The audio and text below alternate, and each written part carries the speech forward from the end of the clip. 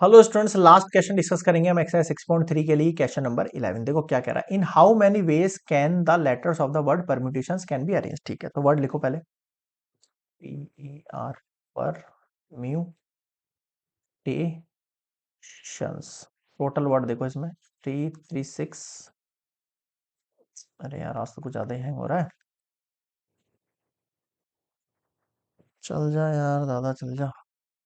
Okay, 3 और now it is 3 and 3 कितना हो गया ये? 3 3 6 3 9 3 12 हो गया आपके पास। ठीक है भाई। अब मैं क्या कह रहा हूँ, स्टार्टिंग में सुनना फर्स्ट वाले के लिए।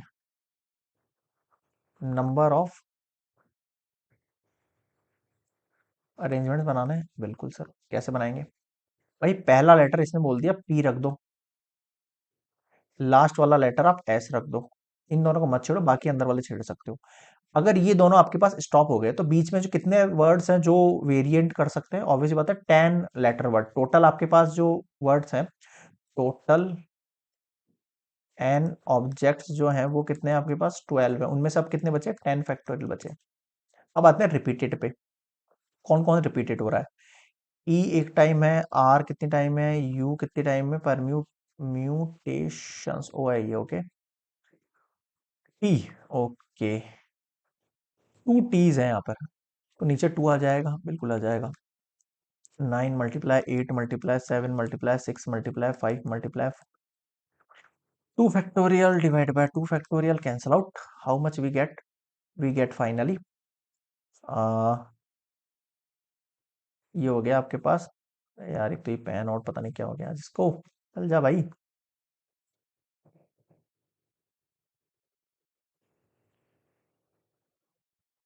चल गया चल गया चल गया। कई बार दिक्कत हो जाती है इसमें। हाँ, ये हो गया 720। ठीक है, ये हो गया 5 6 30। 5 6 5 6 30 और 7 3 21। तो इसको अपन 210 कर देते हैं इसको, है ना? एक साथ लिख देते हैं।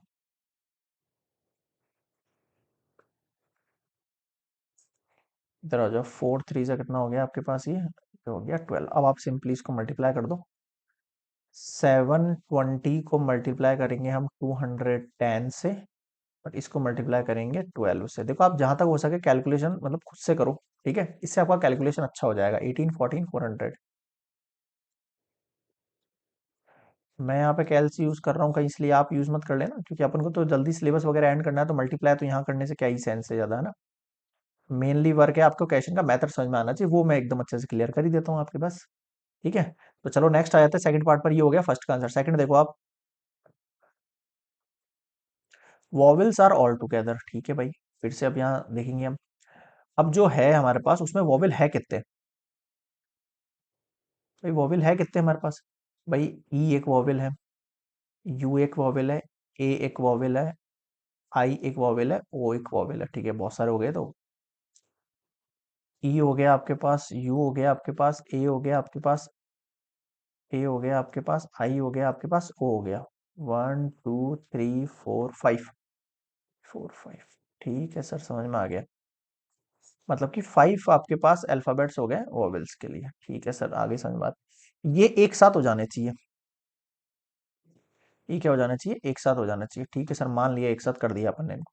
अब इनके अलावा जो वर्ड्स बच गए वो कितने हो गए भाई? टोटल वर्ड्स कितने थे हमारे पास? टोटल वर्ड्स थे अपने पास सर 12। 12 में से अगर 5 यहाँ आ गया तो ये कितने बच गए? 7 बच गए फर्स्ट थिंग। 7 एंड 5 मिला के 12 होंगे। अब अगर मैं टोटल्स को बोलूं, टोटल को बोलूं अरेंजमेंट के लिए ना, नंबर ऑफ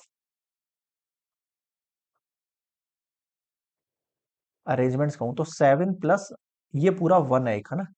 तो कितना हो गया? ये 8 फैक्टोरियल हो गया। ये कितना हो गया? 8 फैक्टोरियल हो गया। ठीक है, अब इस 7 के अंदर कोई ऐसा दिख रहा है आपको जो रिपीटेशन हो? हाँ सर, टी रिपीटेशन दिख रहा है, तो अपन 2 फैक्टर नीचे लगा देते हैं। ठीक है, अब मेरी बात सुनो, इसको मुझे मल्टीप्लाई करना है किससे? इन 5 वेज से।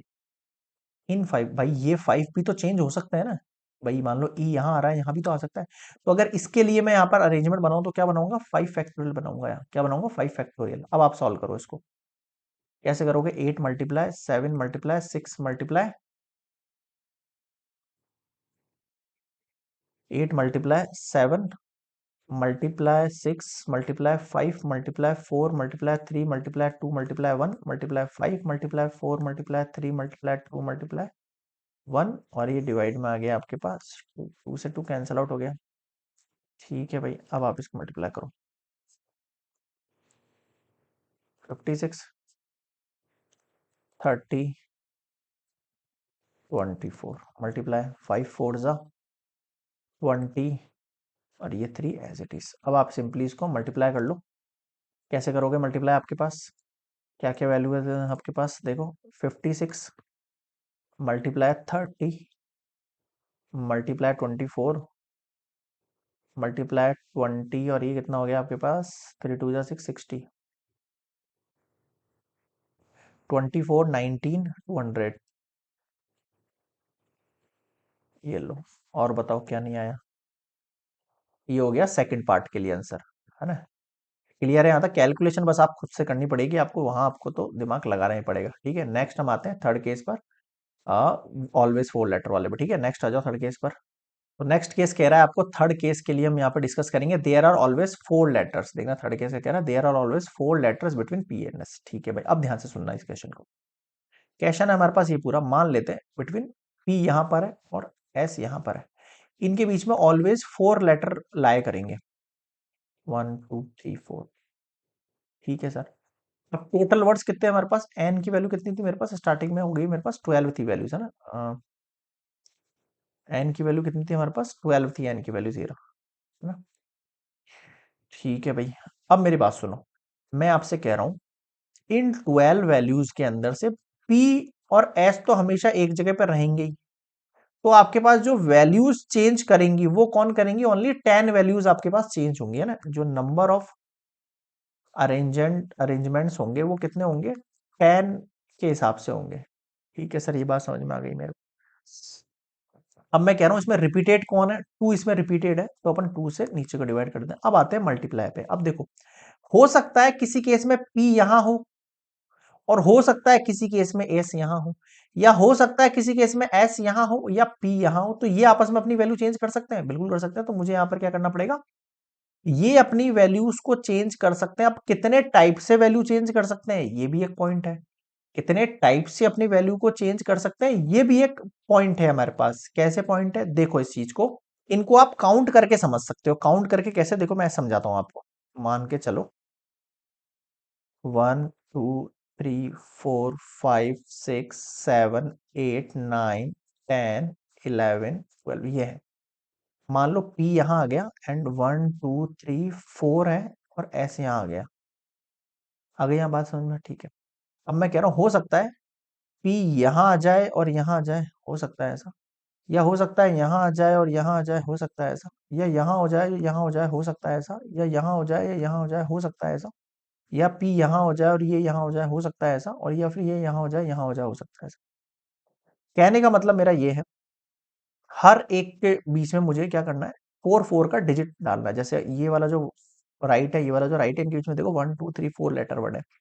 अब आप देखो इनको, 1 2 3 4 5 6 और ये 7 वेज हो सकते हैं यहाँ पर पी और एस को लिखने। कितने हो सकते हैं? 7 वेज हो सकते हैं। बट मैं कह रहा हूं आपसे पी और एस क्यों? मैं इसको एस और पी भी तो लिख सकता हूं। एस और पी भी तो लिख सकता हूं। एस और पी भी तो लिख सकता हूं। कहने का मतलब है मैं यहां पर इसको पी एस के साथ एस पी लिख सकता हूं। भाई एस वेज जो मेरे पास जो थे वो पी और एस के थे, और अगर मैं इसको पलट दूं तो मल्टीप्लाई में 2 भी कर सकता हूं। समझ में आ रहा है कुछ आपको? तो 2 7 जा 14 वेज और एक्स्ट्रा हो जाएंगे आपके पास पी और एस के डिफरेंशिएट लगाने के लिए। समझे क्या कह रहा हूं मैं आपसे? तो ये समझने के लिए तो हटा रहा हूं मैं पूरे पार्ट को। देखो मेनली क्या है इसमें, कैलकुलेशन तो है साथ में, बट अरेंजमेंट आपको जो है समझने पड़ेंगे एक बार। आ जाओ। 10 multiply 9 multiply 8 multiply 7 multiply 6 multiply 5 multiply 4 multiply 2 factorial, 2 factorial into 14। 2 से 2 कैंसिल आउट हो गया। ठीक है, 90 56 30 3 4 जा 12। मल्टीप्लाई कर लो अब आप सिंपली इस वैल्यू को, ना आ गया आपके पास 90 मल्टीप्लाई 56 मल्टीप्लाई 120 मल्टीप्लाई 14 8467 और कितना आ गया आपके पास ये वैल्यूज 25401600। ठीक है, 2540 एंड 600 आपके पास ये वैल्यू आ चुकी है। अब बताओ क्या समझ में नहीं आया। मैंने कैलसी यूज किया है यहाँ पर, बट आपको नहीं करना है, आप कैलकुलेशन जो है खुद से करना। एक यहाँ पे 3 रह गया I think. Okay, 3 multiply 2 factorial, 2 से कट हुआ है, 3 यहाँ पर एज इट इज है ना। मल्टीप्लाई 3 और ऐड कर लो।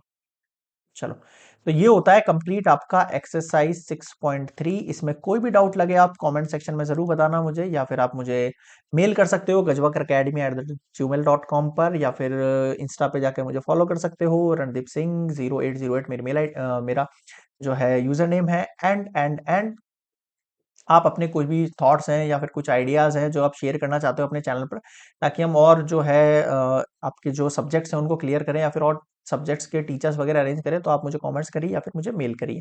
मिलते हैं अपन नेक्स्ट एक्सरसाइज कॉम्बिनेशन के कंसेप्ट के साथ एक्सरसाइज 6.4 के लिए। तब तक के लिए good bye, take care and हाँ, best of luck for your exams.